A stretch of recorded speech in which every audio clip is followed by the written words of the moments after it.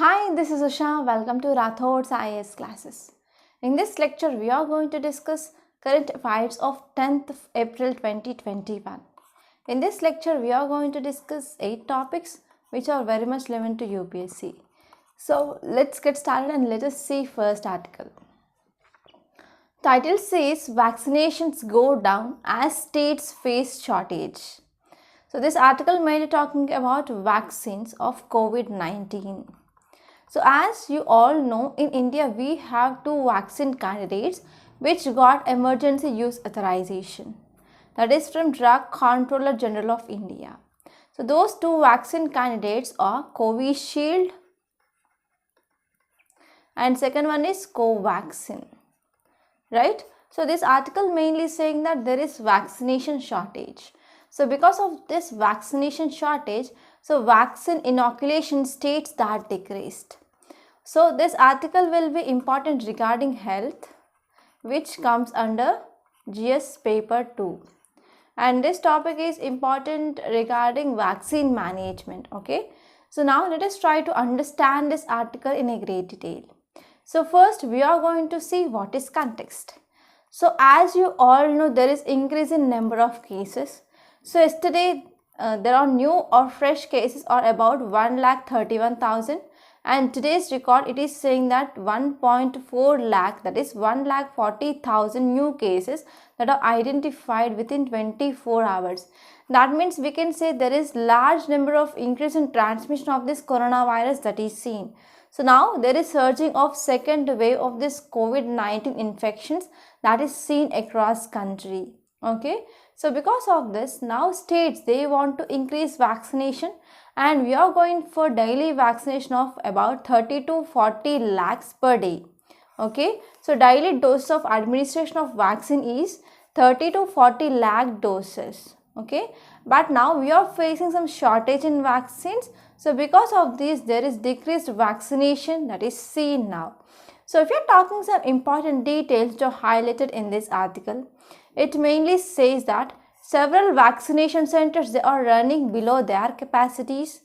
For example, Odisha Chief Secretary said that they prepared to inoculate 3 lakh inoculations per day, but they shut down with this 3 lakh daily and they are having just 80,000 of inoculations per day.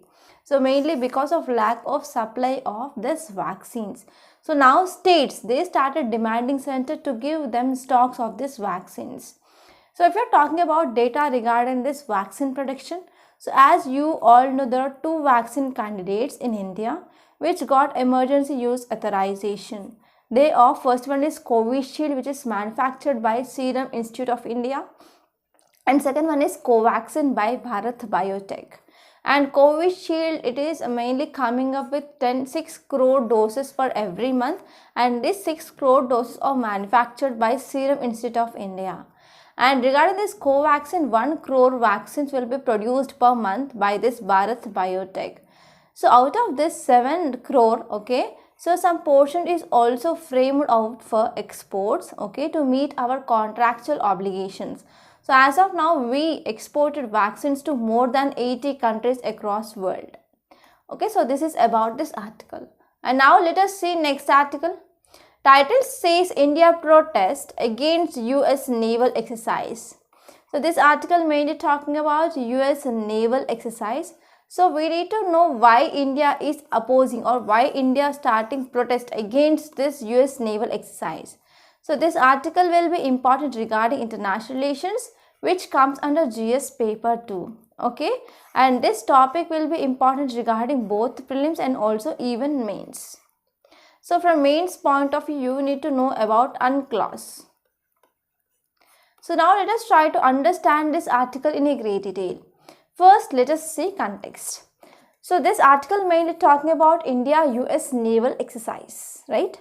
So if you see context here, India said that it has protested this US decision to conduct patrol mainly in India's exclusive economic zone. So why India is protesting? Because US mainly coming up with this naval exercise that is within India's exclusive economic zone in Western Ocean, okay, in Western Indian Ocean. So because of this, whenever any country which is doing patrolling in this exclusive economic zone without prior permission of that country, then it will be violating this international law, that is UNCLOS. So this is about this context. And now let us talk about some important details which are highlighted in this article. So name of that ship is USS John Paul Jones, which had carried out freedom of navigation operation, that is FONP. So this is exercise in Indian economic zone, exclusive economic zone. So because of this, it challenged India's exclusive maritime claims here. So if you are talking about some important facts here, so this US John Paul Jones mainly asserted that these navigational rights and as well as freedoms, they are approximately 130 nautical miles west of this Lakshadweep. So this exercise mainly happened just 130 nautical miles. So if you are talking about exclusive economic zone, that is about 200 nautical miles. That means this exercise which has happened inside this exclusive economic zone of country. Okay, so India's concern here is mainly US performed this exercise without taking any prior consent from India. Okay, so now let us talk about what is significance. As we know, India and USA, they are members of Quad, right? So in Quad recently summit which held, right? So in this recently members of Quad, that is India, US, Australia and as well as Japan, they committed for upholding freedom of navigation in this Indo-Pacific region. So whenever USA which is coming up with this exercise in this exclusive economic zone, it is mainly threatening sovereignty and integrity of India. Okay, so this is significance. And now let us talk about some facts regarding this UNCLOS. So what does this UNCLOS actually means?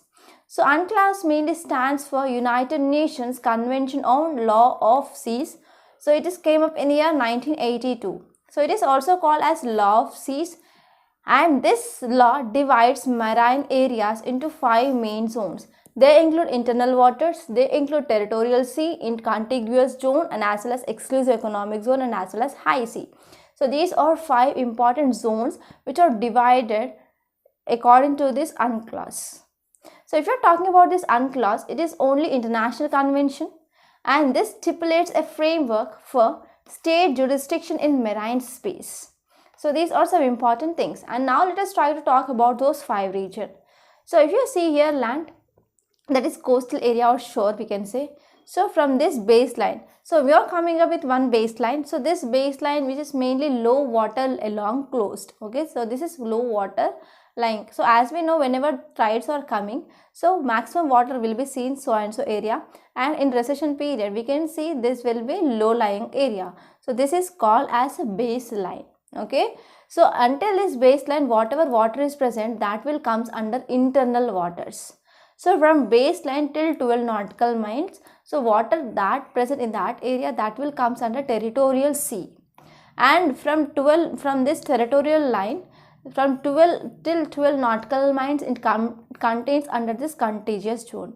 So you can also say this contiguous zone, that is 24 nautical miles from this baseline. Okay, from baseline if you are counting this contiguous zone, it will be till 24 nautical miles. So if you are talking about exclusive economic zone, from baseline to till 200 nautical miles, so whatever area which is present beyond this contiguous zone, that is called as exclusive economic zone. So beyond this exclusive economic zone, whatever water is present, that will comes under high seas. Okay, so this is about this UNCLOS, and you have to remember this for sure, and you have to remember this diagram also, because whenever you are writing answer regarding this UNCLOS, you can draw this diagram for sure. So this is just of this topic. And now let us say next article. Title says people are free to choose religion, says Supreme Court. So this article mainly talking about freedom of religion. So this article will be important regarding GS paper 2 under polity. And this topic will be important from both prelims and mains point of view. And now let us try to have a detailed discussion on this topic. So this article mainly talking about freedom of religion, right? So if you see context, it mainly says that recently one petition filed in Supreme Court. So in this context, Supreme Court gave a statement. It said that people are free to choose their religion after 18 years of age. Okay, so this judgment mainly given by Justice Rohinton.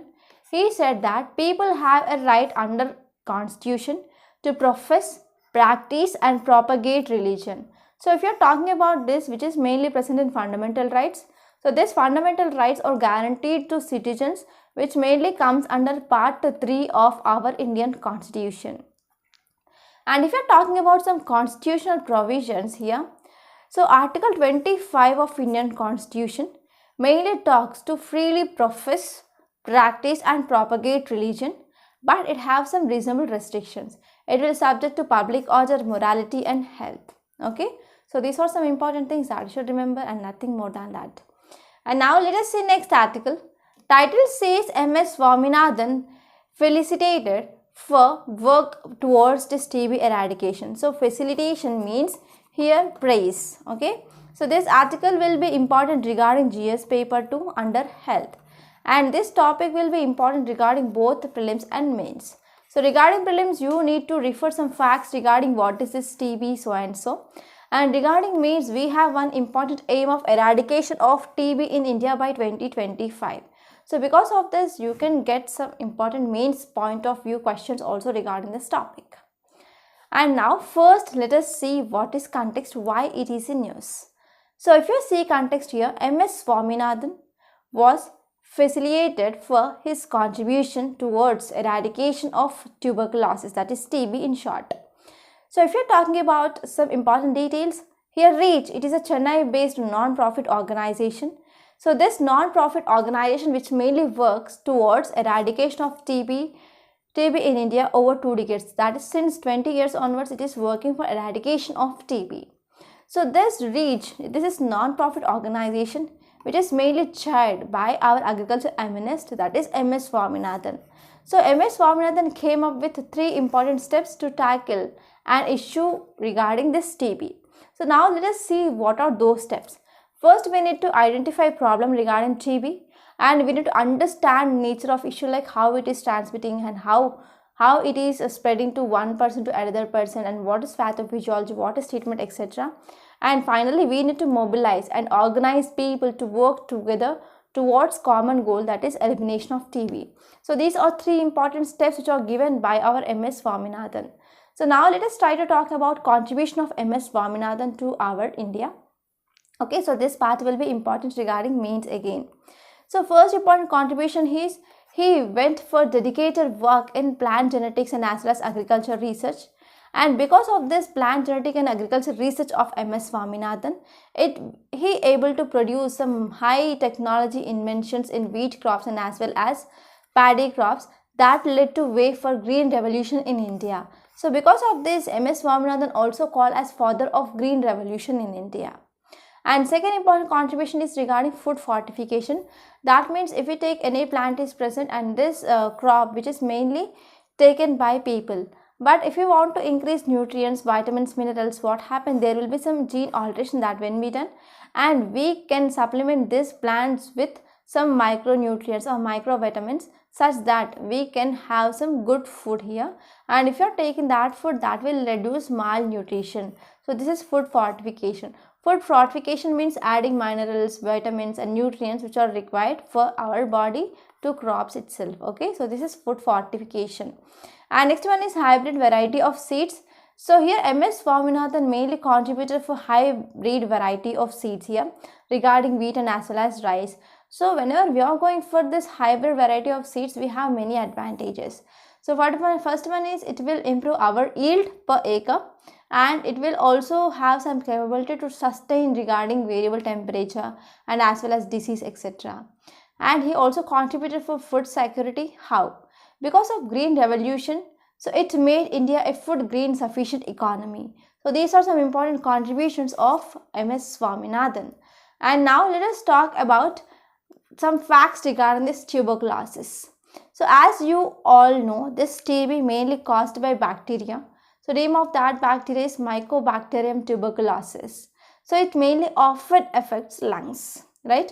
So if you see about symptoms, so we will have continuous cough with sputum, and as well as whenever we are coughing, sometimes blood will also released, right? And chest pain is there, and general weakness, weight loss, fever, night sweats. So these are some important symptoms of TB. And if you're talking about transmission of this TB, it can spread from one person to another person mainly through air. That means if there is infected person, if he cough or if he sneezes or if he spit in public places, then what happened, air which is present in that area that get been infected. So if that same air which is taken by any other person, then bacteria will enter into fresh person and that will lead to transmission of this disease.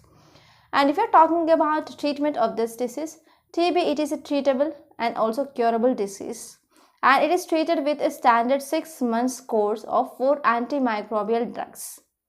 And if you're talking about elimination of TB, so India mainly committed to eliminating TB in year 2025. And if you're talking about World Health Organization, that is WHO global target here is to eliminate TB by 2030. So we are 5 years ahead than this. And if you're talking about initiatives which came up by government to eliminate this TB, so this part again will be important regarding mains. So first one here is Nikshay ecosystem. So this Nikshay ecosystem, it is one-stop solution. This will help to manage information of patients and as well as to monitor activity and performance throughout the country of these TB patients. And next one is we have Nikshay Poshan Yojana. So important aim, it is to give some financial support to TB patients, mainly to get medicines for 6 months. And next one is we have TB Harega Desh Jeetega campaign. Okay, so this campaign mainly launched in year September 2019, and it is one of biggest showing and as well as highest level of commitment for elimination of TB. And next important one is Saksham project. So this Saksham project, under this we mainly provide some psychosocial counseling for drug resistant TB patients. So these are some important things that you should remember regarding this article. And now let us see next article. Title says China, Pakistan to back each other core interest at United Nations. So this article mainly talking about China-Pakistan relations. So this article will be important regarding GS2 under international relations. And this topic will be important regarding mains and also prelims. So regarding prelims, you need to know some facts regarding this United Nations. So it is your work to refer this United Nations once, because I didn't attach this in this lecture.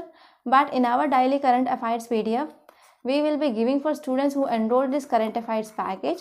So in that PDF, I will try to include some facts regarding this United Nations for sure. Okay. And now let us try to understand this article in a great detail.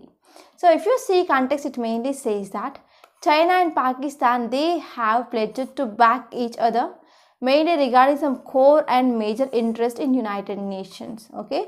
So this is statement which is given after holding some bilateral consultation in United Nations affairs. So in this context, we need to know what are some important details they discussed. Okay, they said that relationship between India and China, not India, but it is China and Pakistan. So for China, Pakistan it is very good friend, and Pakistan, China is also a very good friend. And they declared that relationship between China and Pakistan, they are all weather partners and as well as iron brothers. So you can use this statement directly. They are all weather partners and as well as iron brothers. So Beijing mainly raising Kashmir issue at United Nations Security Council, and in return Islamabad also backing China regarding Hong Kong and as well as Xinjiang province. So in this Hong Kong and Xinjiang province, we are seeing human rights violations that is seen. So because of this, mainly Pakistan which is supporting China in this, and Beijing it is supporting Pakistan mainly regarding this Kashmir issue in Jammu and Kashmir at United Nations Security Council. And in this context, two countries also said that they would firmly safeguard this multilateralism, and as well as they will support and they will provide some central role of United Nations in this international affairs. And they talked that they will also have cooperation between China and Pakistan regarding counter-terrorism and as well as peacekeeping United Nations framework. So what is criticism here? So many Western countries, they are criticizing China and Pakistan regarding backing up each other. So if you're talking about this backing up, in October, Pakistan also made a joint statement on behalf of 55 countries. Okay, United Nations also opposing interference of Chinese internal matters under this pretext of Hong Kong. So these are some important criticism of this topic. Okay, I hope it is clear now. And now let us see next article. So before seeing this article, I want to make a small announcement on this platform. So if you want to clear UPSC in 2022, we came up with one excellent course, that is Current Affairs Package, along with mains answer writing practice. So in this course, we are exclusively focusing on current affairs. So why you need to focus on this current affairs? So before getting into examination hall, you need to know at least 1.5 years current affairs, and this is right time to join this course to cover 1.5 years current affairs in a comprehensive manner. And next important thing is, if you're talking about UPSC paper, 50 to 60% of questions, either it may be prelims or mains or even interview, so you can get questions directly from this current affairs. So mastering of current affairs, it is very important, and understanding issues will be important regarding mains and as well as interview. And if you're talking about mains answer writing practice, many students who are especially beginners, who are especially freshers, they ignore this mains answer writing practice. So they might be thinking like, after completing NCRTs we are going to start writing this, or after completing standard books we are going to write this, but this approach will not work for UPSC. So when you started your preparation on day 1 onwards, you need to focus on this mains answer writing practice. Okay, and we are focusing on how to improve answer writing skills in this course. And if you join this course, we also provide you prelims test on every Sunday along with video solutions. So in this way, this course is exactly focusing on demand of UPSC. So finally, I want to say one thing. Please don't take this course as a choice. Try to join this course as soon as possible. So details of this course are given in description box. So please visit that once. And if you want to talk to me directly, you can talk to me in this number 8074765513. So please note this number. And now let's come back and let us see next article. Title says a disturbing order. So this article mainly talking about religious act. Okay, so this article mainly talking about one important act here, that is Places of Worship Act of 1991. So this article mainly talking about Places of Worship Act of 1991. So regarding this act, we discussed number of times in our Hindu analysis, and I also attached a number of times regarding provisions of this Places of Worship Act of 1991. So now let us try to understand this article in a great detail. So this article mainly talking about Gnanvapi Mosque. So why this mosque is in news? So recently, Civil Court of Varanasi said that Archaeological Survey of India should conduct a survey mainly to know whether this Gnanvapi Mosque was built over demolished Hindu temple or not. So whenever this Archaeological Survey of India says yes, then it will open to floodgates for another protracted religious dispute. So as we know that one important religious dispute, that is Babri Masjid case, so that was recently settled, right? So whenever we are knowing that another mosque which is mainly built after demolishing Hindu temple here, whenever this case which is filed in court, then that will lead to some floodgates for another protracted religious dispute now. So if you are talking about details here, so according to this Place of Worship Act of 1991, it mainly says that whatever pending cases regarding these temples or place of worship, that all will be scrapped. Okay, so as of now, August 15th, 1947, whatever the case are pending, they will be striked off. And next one is Act also frees the status of all place of worship, but this Act also provide 2 exceptions. The first one is Ram Janmabhoomi, that is Ayodhya dispute, and second one is if at all any place of worship that was an archaeological site or ancient monument, those are covered under this Ancient Monuments and Archaeological Sites Act of 1958, they will be given exemptions. So now it will comes under this second exemption, so it may leads to some opening of floodgate. So this is just, and now let us see next article. Title says Time Test Ties. So this article mainly talking about India and Russia relations. So this article will be important regarding international relations, which comes under GS paper 2. And now let us try to talk about this article in a great detail. So context here is why this India-Russia relations are news. So recently Russian Foreign Minister, Lavrov visit to Delhi this week, and they came up with bilateral talkings. So in this bilateral fund, they want to build common resilient grounds, and they addressed each other's concerns and as well as a wide range of issues in this meet. Okay, in this context, they appear to make mainly progress in some fields like strategic cooperation, cooperation in energy, nuclear and space sectors, and also they had a talks in this free trade agreement, and they also mainly agreed for more agreements regarding military and technological cooperation, etc. So if you're talking about issues, there are 4 important issues. First one is S-400 defense system, and second one is India's role in Afghanistan, and fourth one is COVID-19 vaccines, and last one is India's participation in the Quad grouping. So these are some issues regarding this India and Russia relations. And now let us talk about some key points. So first one is regarding economic opportunities in Russian Far East. So if you're talking about Far Russian East, that is from Lake Baikal till Pacific Ocean. So whatever which is area which is present, that will comes under this Far East. So this Far East, it is very much rich in natural resources. For example, we talk about minerals, we talk about hydrocarbons, we can talk about timber and as well as fish. But this area which is economically underdeveloped. Okay. So if you're talking about this Russia's forest, it mainly comprises of third of Russia's territory. Okay, and if you're talking about economic ties, they also talked about leveraging Atmanirbhar Bharat campaign, and India want to boost manufacturing in India. And next one is they also talked about INSCT, that is International North-South Transport Corridor. So if you're talking about this International North-South Transport Corridor, they are mainly multimodal transportation, and this is established in September 2020 in St. Petersburg, which is mainly came up by 3 important countries. First one is Iran, Russia and India. So this International North-South Transport Corridor, it will be very much helpful to promote transportation cooperation between these 3 countries. And they also talked about Chennai-Vladivostok Eastern Maritime Corridor. So this route mainly cover 5,600 nautical miles here.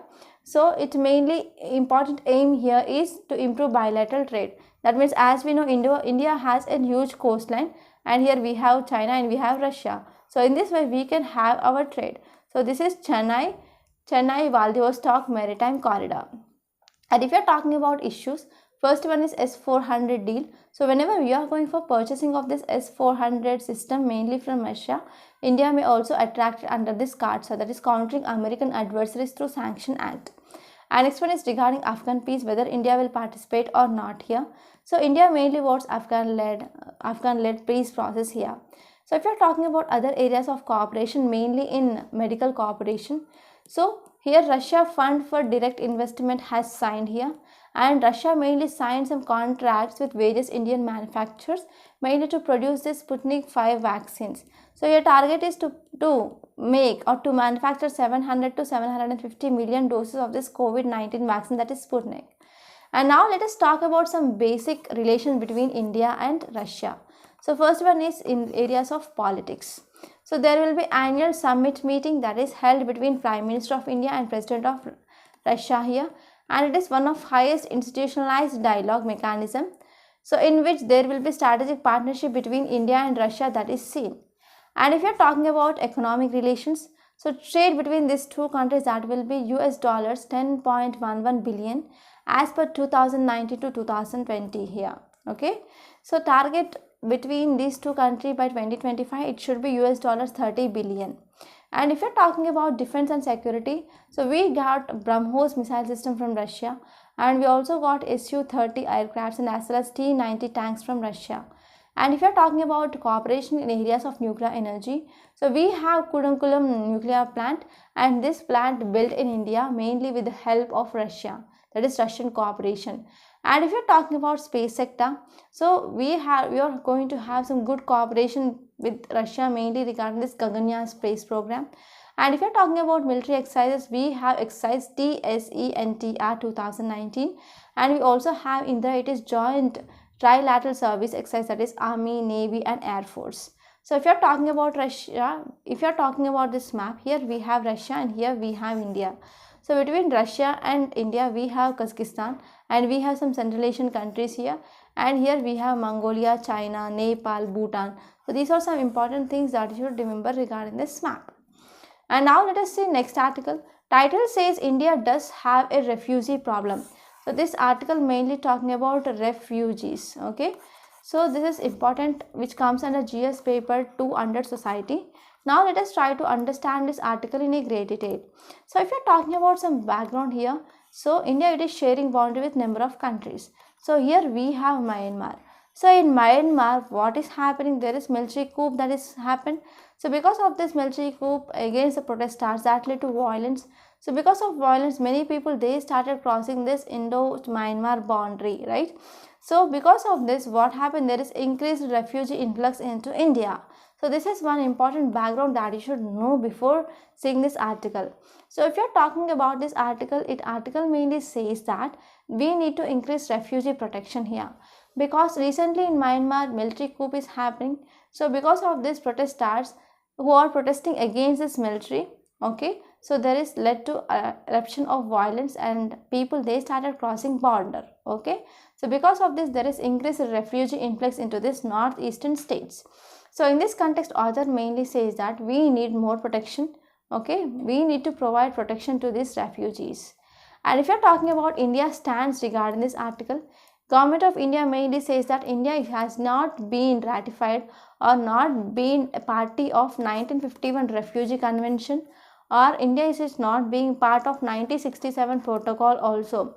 So because of this, we cannot provide shelter to these refugees. So author mainly says that providing some temporary shelter, and we should allow temporary shelter, and as well as we need to allow temporary work to be done by those people.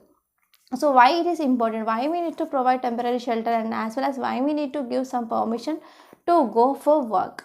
So because this is very much crucial, because in absence of any proper legal measurements regarding refugees, if there is no proper refugee documentation or work permit, then these people who already entered in India, they end up mainly becoming illegal migrants, and they will use some illicit means of work. So because of this, it will pose a great threat to democracy of India. So this is just of this article. And now let us see today's main question. India and Russia must ensure their relationship and it is not strained by changed reality. Elaborate. So try to write this answer within 150 words. So by this we are concluding today. I hope you enjoyed this lecture. Please subscribe to my channel and don't forget to like, share and comment my videos. And don't forget to enroll this current affairs package. Thank you so much.